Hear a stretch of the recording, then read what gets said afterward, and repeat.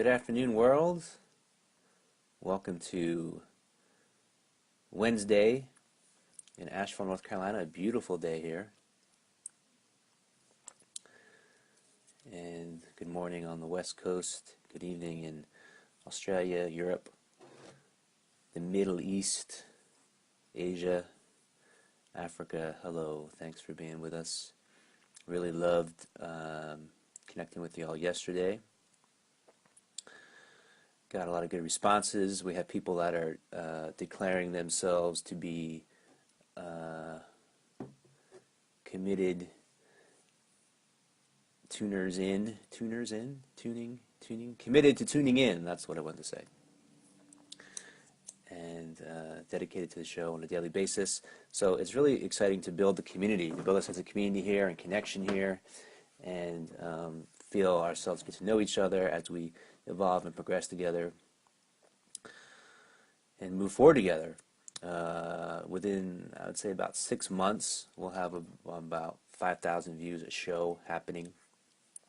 So lots of people connect with and to correspond with and communicate with and commune with, and lots of great things to look forward to in the beauty of this moment right now. Hi, Patty. Let me know if you can hear me, okay?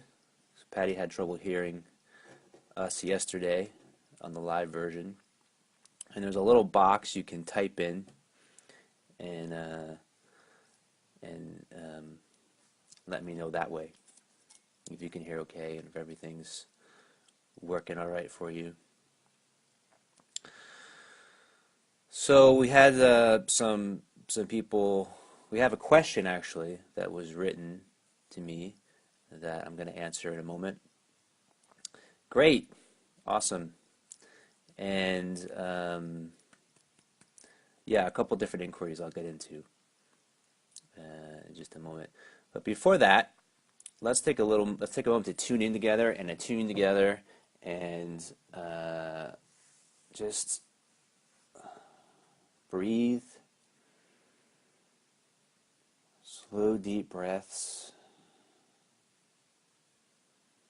into the bottom of the stomach. I'm just going to take a couple of minutes to really be together and sit together and attune to what's here and now. Putting the rest of the day behind us, whatever's come before this point, and anything that's happened in the workplace, family place, on the roads, traffic, parking, taxes. All of that we want to put behind us right now and just make a space to really be here together, to really be present together for the next few minutes, to really be in a state of deep presence, receptivity, openness, expansiveness, aliveness, full co-creative engagement.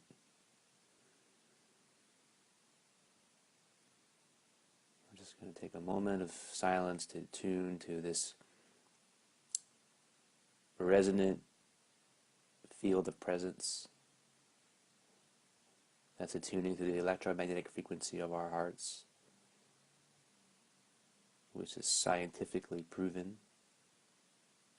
for those who like things to be scientifically proven.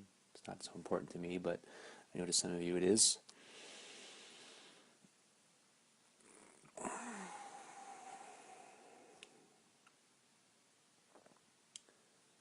And just to relax into this space together, to have this time where there's nothing that you need to do, there's nothing you need to accomplish or get to. Just feeling the space in the day where you can just be as you are, just fully and completely be as you are, and relax into the essence of who you are. And the reason that we don't know who we are is not the reasons that we often think are the reasons. The reason we don't know who we are is really simple. We haven't relaxed in to the essence of who we are. We haven't fully and deeply relaxed into the essence of who we are. Who we are isn't something we need to seek or search for or find out there in the world somewhere.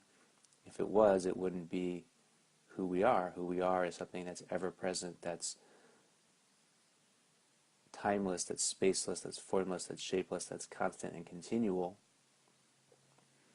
And we discover it by relaxing in to this essence of who we are, which is present always and forever right now. Hey, Phyllis. I'm glad you were able to find the typing pad. Thanks for being with us. Both Patty and Phyllis were at the retreat we just did with Tiger in the beginning of this month, beginning of April. It was a really powerful, special retreat. It's great to see them both here with us. So I got a question from Mary Melody in Sacramento, California, and she writes, and I'm looking this way because it's written over here. Okay, so if it's not, I'm trying to ignore anyone. It's just this is where it's written. Is it possible to not have an enemy? I mean, suppose someone presents themselves as the enemy. How is it possible to not have them as an enemy?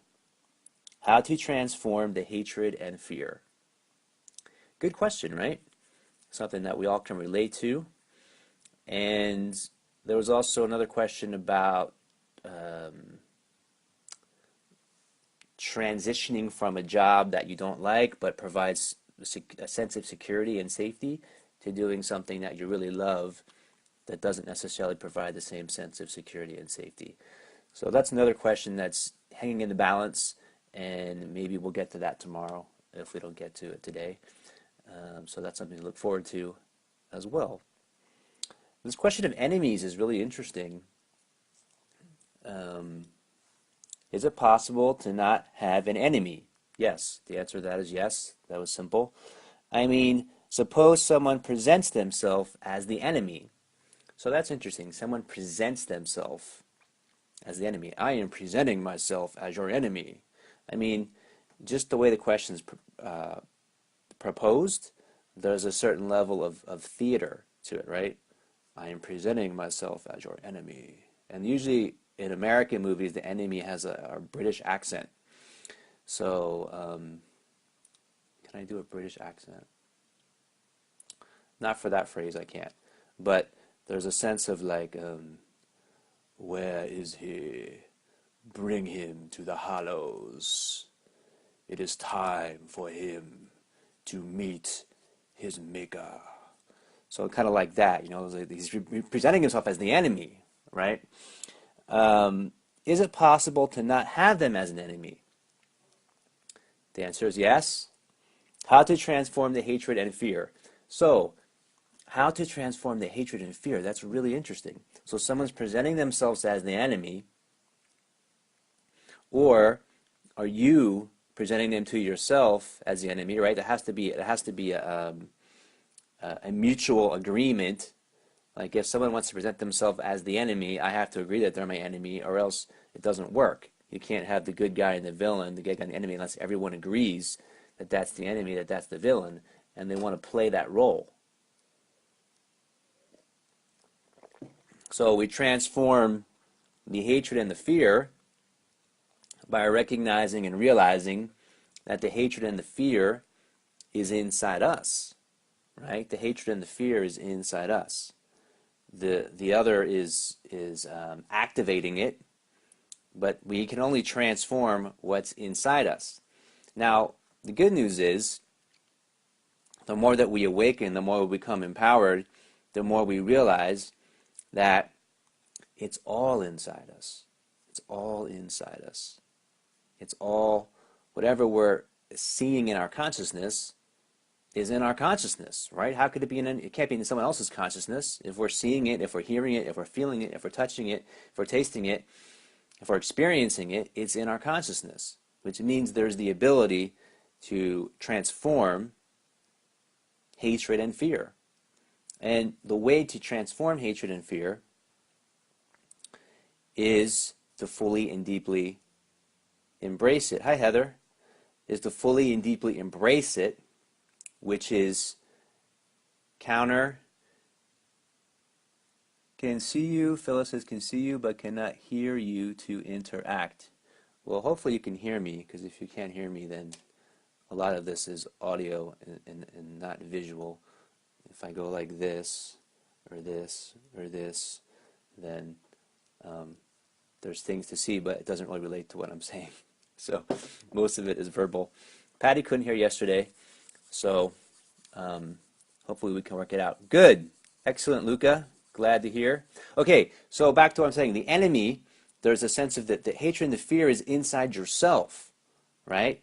So you're becoming aware of what's inside yourself. You're tuning into what's inside yourself. The way to transform it is actually to embrace it. This is the great teaching. This is actually the great ancient teaching around the world, historically, through all the great teachers and masters and sages, is to actually embrace what is to transcend it. There's a phrase on my page, which you're all tuned into right now, which says, the tagline says, in order to transcend it, you must first befriend it. In order to transcend it, you must first befriend it. So that solves the issue right there. If we're befriending something, we're befriending the essence of the person that represents that something, that means they're no longer our enemy, right? To befriend means they're not our enemy. So they may perceive themselves as our enemy, they may present themselves as the enemy, but inside us, they're not the enemy. They are befriended. The energy that they're expressing and communicating is befriended. So there's a sense of love that's inside. The way to reach this space is, the word would be compassion, right? So what if on occasion, most people are well-intended. My experience with people is that they're well-intended, they mean well, they're trying their best, they're learning and they're growing, they have some rough moments, they have some experiences that are difficult and challenging, and they express that out into the world in ways that maybe aren't always something that they're the most proud of, or that they is what they would do again if they could do it again, etc. Right? So we're learning, or we're growing into being conscious, awake human beings. Everyone is in a different space in that journey, right? But everyone's here to learn how to love, right? Including you. You're here to learn how to love, and the most important person is yourself, learning how to love. So this space of compassion means that if I feel like someone's intentionally trying to hurt me, which is very, very rare, but has happened at times where that feeling is there, like this person is actually intentionally trying to hurt me, what I bring into being is a sense of compassion for them. It doesn't mean that you don't take measures to protect yourself, or you don't take measures to do what's appropriate to protect your family or people you love or care about. All that is all part of the equation of life, and all welcome and also embraced. However, what you want to notice is that when someone's acting from a space of what seems like hatred, or that seems like harm, the intent to do harm, this is a person that's in a great deal of pain. And so what we realize is we don't give pain unless we have pain. We don't give suffering unless we have suffering. We don't give love unless we have love. We don't give kindness unless we have kindness. So when someone's coming from a place of pain, deep pain and trauma, and they're expressing that or inflicting that out into the world, this is a great opportunity for us to actually be what I see on Facebook is called light workers, right? And to heal, to transform through being a compassionate presence, through, instead of being in a reactive energy, in a reactionary energy, to be a compassionate presence. Doesn't necessarily mean you have to even do anything, but just the presence itself, holding the presence itself, holding the vibration itself, without needing to react in the same energy, without needing to react from the same vibrational frequency, actually allows us to break those old conditioning patterns that are so prevalent in the human consciousness, in the human condition. We can be the seed for that. We can be the catalyst for that, right? For creating something new, for creating a new vibrational frequency, for creating new patterns, for creating new ways of interacting with each other that are more loving, compassionate, creative, supportive, healing. A sip of water for a moment.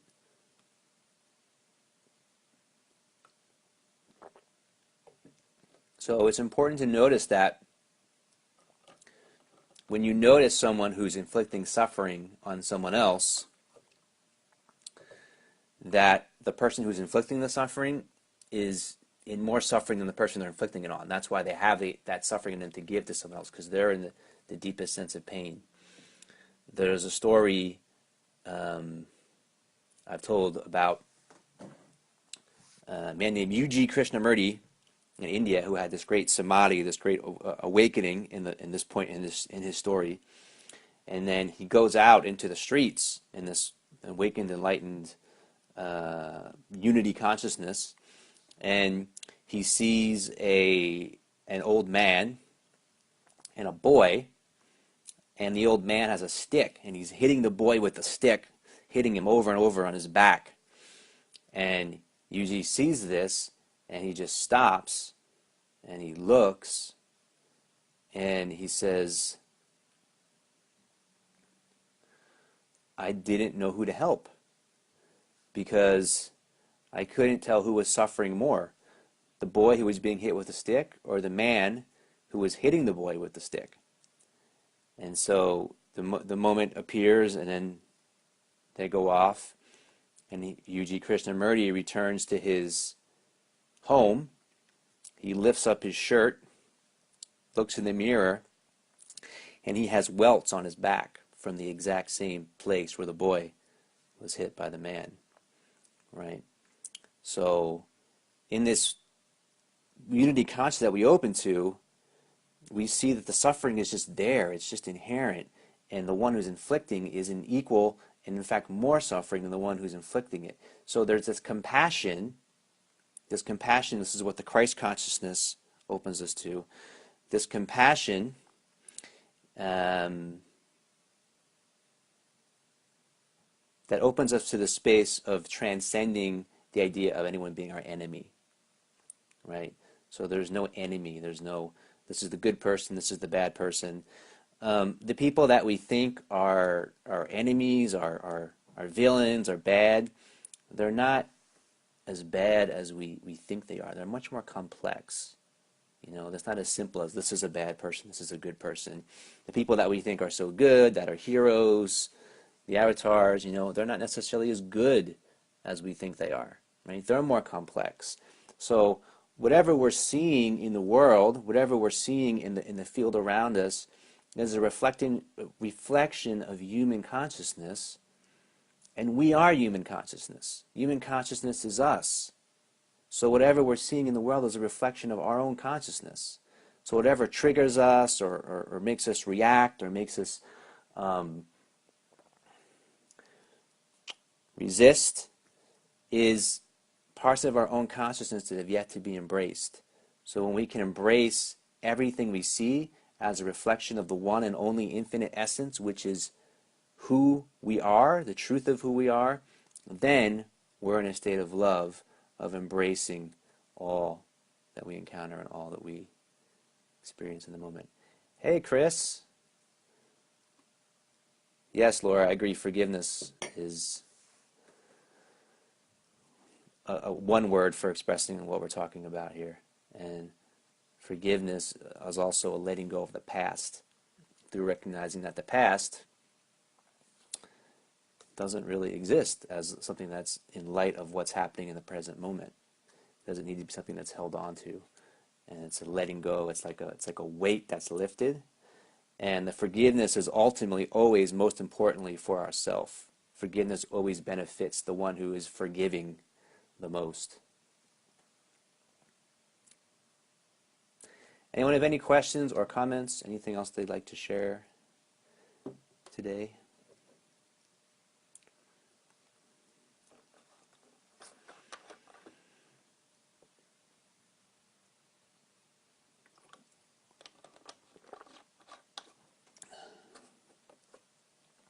I think we're complete.